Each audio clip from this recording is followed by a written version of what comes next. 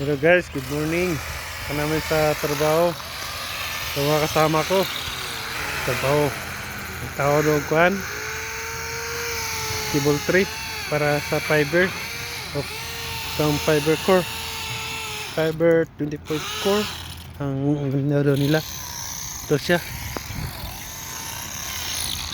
Taas kayo ni siya. Mga kateknik. Taas kayo ni. Palong dito mga teknik. Dito taas ini siya mga teknik. Kung tutupan mga 800 meters. Sila ni Kadlaw ni mga trabaho dito.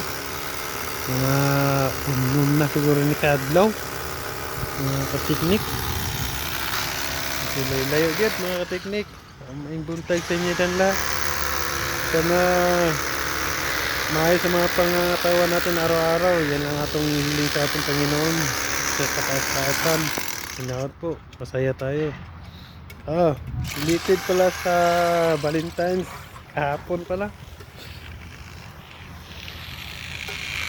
Siguro maraming na masasaya sa mga Valentine's. Sa mga pamilyang masasayahin. Basta pala ko sa lahat dyan. Shoutout ko. Sabi nila i-video ko daw muna. Bala magtrabaho sila, video daw ko, magla-live. Pero pagkatapos nila yan, magkakabit ako niyan.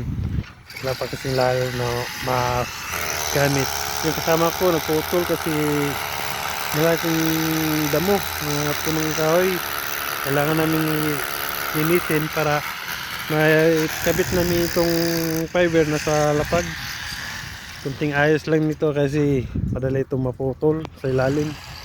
Maayos tingnan sa labas pero sa loob hindi natin alam, putol na pala. Malilit kasi itong mga sa loob parang palit pa sa karay sinulid. Kaya mga kateknik, maing buntag sa inyo. Ako'y babalik na. See you.